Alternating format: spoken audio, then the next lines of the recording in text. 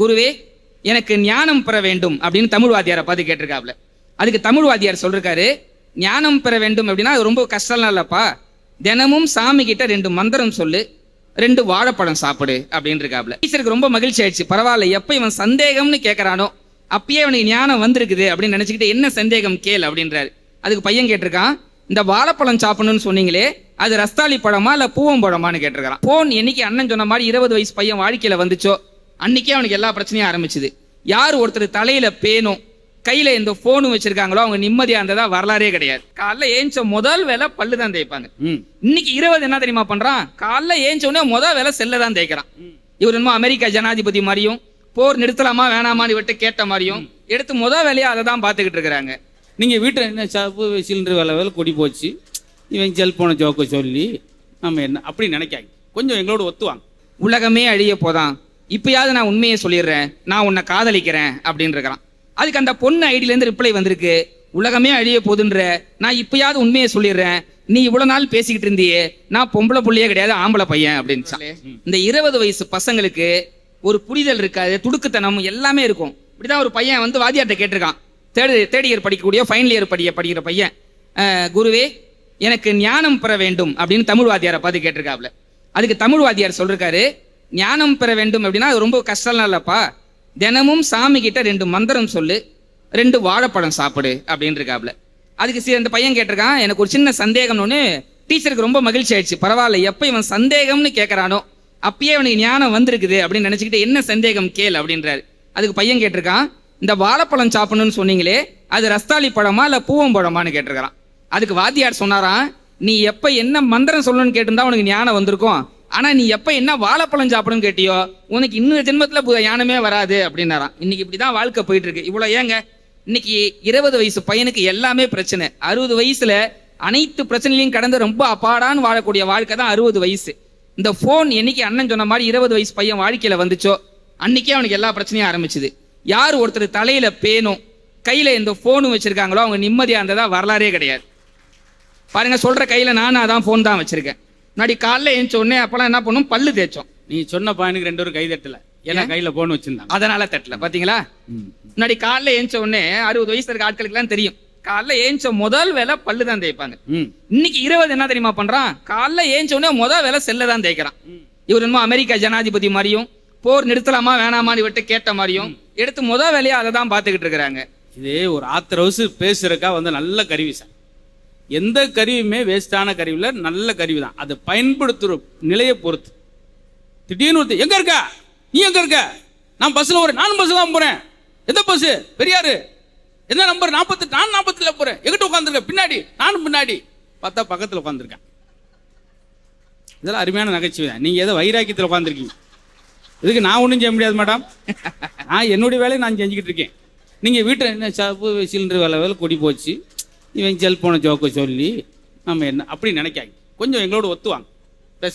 அதுவும் இன்றைய 20 இருக்கான் பாத்தீங்களா, தனக்கு லவ் பண்ண ஒரு பொண்ணு கிடைக்காதான்னு அலைவான் பாருங்க. அப்படிதான் என்ன பண்றான், இன்ஸ்டாகிராம்ல சமீபத்தில் ஒரு பொருளை கிளம்பிச்சு, உலகமே அழிய போகுதுன்னு. உலகமே அழிய போதுன்னு ஒரு 25 வயசு பையன் என்ன பண்றான், உலகமே அழிய போதுன்னு பயத்துல அவன் ரொம்ப நாளா ஒரு பொண்ணை லவ் பண்றது இருக்கான். அதை சொல்ல பயந்துகிட்டு இருந்தவன், சரி இப்பதான் அழிய போதுன்றாங்களே இப்பயாவது சொல்றோம்னு அந்த பொண்ணுக்கு மெசேஜ் அனுப்பிச்சிருக்கான், உலகமே அழிய போதான், இப்பயாவது நான் உண்மையை சொல்லிடுறேன், நான் உன்னை காதலிக்கிறேன் அப்படின்னு இருக்கிறான். அதுக்கு அந்த பொண்ணு ஐடியிலேருந்து ரிப்ளை வந்திருக்கு, உலகமே அழிய போதுன்ற, நான் இப்பயாவது உண்மையை சொல்லிடுறேன், நீ இவ்வளவு நாள் பேசிக்கிட்டு இருந்தியே, நான் பொம்பளை புள்ளையே கிடையாது ஆம்பளை பையன் அப்படின்னுச்சான். இப்படிதானே 20ஓட வாழ்க்கை போயிட்டு இருக்குது. நானே இப்ப எனக்கு கல்யாணம் ஆயிடுச்சுனே, கல்யாணம் ஆகிறதுக்கு முன்னாடி நானே அப்படிதானே இருந்தேன். எனக்கு தெரிஞ்ச பொண்ணுக்கு மெசேஜ் அனுப்பிச்சேன், செல்லக்குட்டி இப்ப என்ன பண்ணுது. அதுக்கு அங்கேருந்து செல்லக்குட்டி மெசேஜ் அனுப்பிச்சுது, செல்லக்குட்டி இப்ப சாப்பிட்டுட்டு படுத்திருக்குது. உடனே நானு செல்லக்குட்டி இப்ப என்ன ட்ரெஸ் போட்டிருக்கு. அதுக்கு அங்கேருந்து செல்லக்குட்டி இப்ப லுங்கி கட்டிருக்கு. நானு செல்லக்குட்டி பொய் சொல்லுது, செல்லக்குட்டி லுங்கிலாம் கட்டாது. அதுக்கு அங்கேருந்து மெசேஜ் பண்றது செல்லக்குட்டியோட அப்பா. அன்னைக்கு போனை சுவிட்ச் ஆஃப் பண்ண வந்தான். அதுக்கப்புறம் அரேஞ்ச் மேரேஜ் தானே பண்ணேன். இன்னைக்கு ஒவ்வொரு 20 வயசுடைய வாழ்க்கையும் இப்படி தானே போயிட்டு இருக்கு.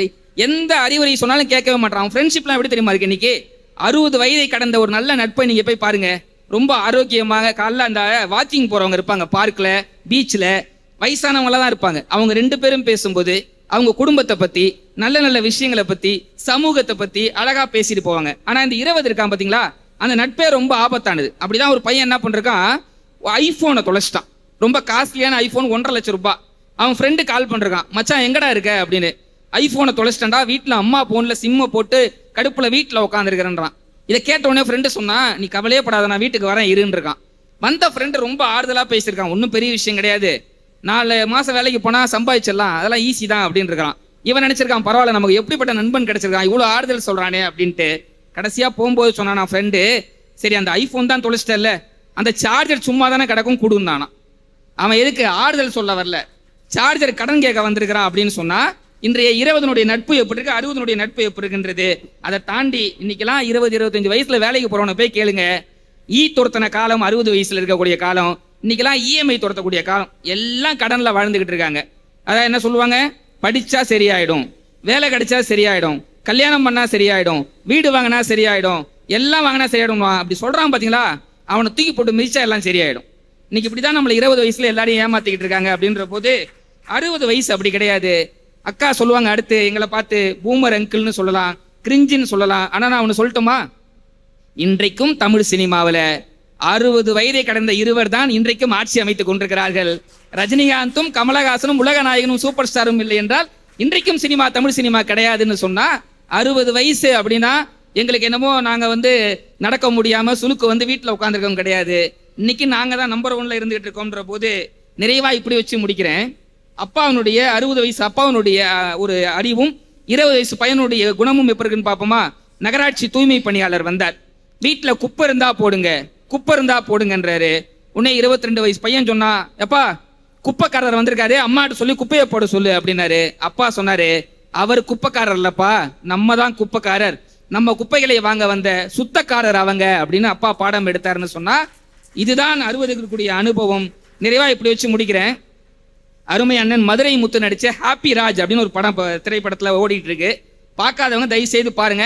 இது அண்ணன் நடிச்சிருக்கான்ற ப்ரொமோஷன் கிடையாது, ஒரு நல்ல கதாபாத்திரத்துல அண்ணன் நடிச்சிருக்காரு. அதை தாண்டி அந்த படத்துல ஹீரோவா நடிச்சக்கூடிய ஜிவி பிரகாஷ் அவங்க அப்பா அம்மா இவங்க தான் வெளியில சொல்ல ரொம்ப அசிங்கப்படுவாரு, கூச்சப்படுவாரு.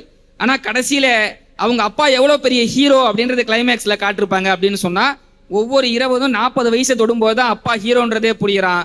ஆனா 60 வயசை கடந்த நபர்கள் அப்படின்றவங்க அனைவருமே வாழ்க்கையில பல அனுபவங்களை பார்த்தவர்கள். அப்படின்ற போது நிறைவாக இப்படி வச்சு முடிக்கிறேன். எங்களுடைய 60 வயசு கதை அப்படின்றது முடிந்த கதை அப்படின்னு அவங்க சொல்லலாம். ஆனா அது முடிந்த கதை இல்லை, பல அனுபவங்களை எங்களுடைய வேட்டிகளிலும் சேலைகளிலும் முடிந்த கதை என்று சொல்லி என்றைக்குமே பெருமை கொடுப்பது 60.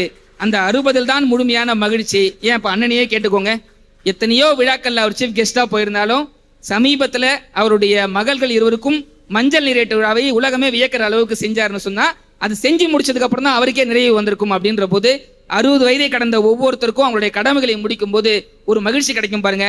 அதுக்கு நிகரான மகிழ்ச்சி உலகத்துல வேற எதுவுமே கிடையாது என்று சொல்லி, மகிழ்ச்சி உண்மையிலே 60 தான் இருக்கிறது என்று சொல்லி தந்த நல்ல வாய்ப்பிற்கு நன்றி கூறி விடைபெறுகிறேன். நன்றி, வணக்கம்.